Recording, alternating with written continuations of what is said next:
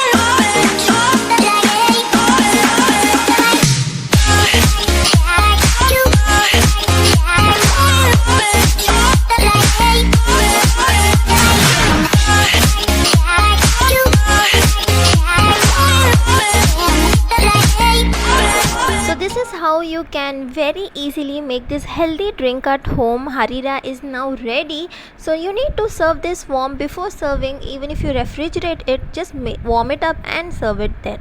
So our Harira is ready. Do try, comment below and let me know if you liked it, and subscribe to my channel and share it with your family and friends. You can even follow us on Facebook, Instagram and YouTube. IDs are given above.